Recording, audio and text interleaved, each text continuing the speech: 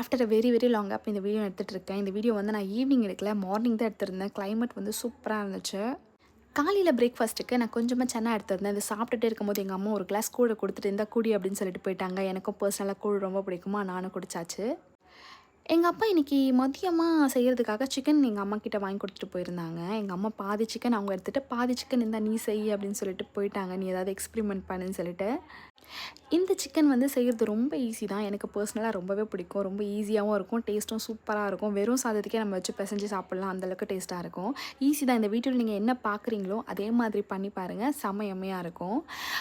இந்த சிக்கன் வந்து பார்த்திங்கன்னா செய்கிறதுக்கு ஒரு 10 மினிட்ஸ் 15 மினிட்ஸ் தான் ஆகும். ஆனால் நம்ம சமைச்சு சாப்பிட்டோம்னா சூப்பராக இருக்கும். ப்ளஸ் நம்ம கடையில் விற்கிற மசாலாலாம் எதுவுமே ஆட் பண்ணக்கூடாது. ஜஸ்ட் நம்ம வீட்டில் இருக்க மஞ்சள் தூள், உப்பு, நம்ம வீட்டில் நம்ம அம்மாலாம் அரைப்பாங்கள்ல குழம்பு மிளகாய் தூள், அது போட்டுக்கணும். காரம் பத்தாத பட்சத்துக்கு கொஞ்சமாக இந்த சக்தி மசாலா தூள் இந்த மாதிரி ஏதாவது நீங்கள் ஆட் பண்ணிக்கலாம். நான் இதில் வேறு எதுவுமே போடல. மஞ்சள் தூள், உப்பு, எங்கள் வீட்டில் அரைக்கிற மிளகாய் தூள், அதுக்கப்புறம் வந்து ஒரு ஆச்சி சக்தியா ஆச்சியான்னு எனக்கு கிளியராக தெரியல. ஸோ அந்த ரெட் சில்லி பவுடர் தான் நான் ஆட் பண்ணியிருந்தேன். செம்ம யம்மியாக இருந்துச்சு மக்களே. இதில் கொஞ்சம் ஆயில் அதிகமாக தான் இருக்கும். ஏன் அப்படின்னா இந்த ரெசிபி பேரே வந்து எண்ணெய் கறி.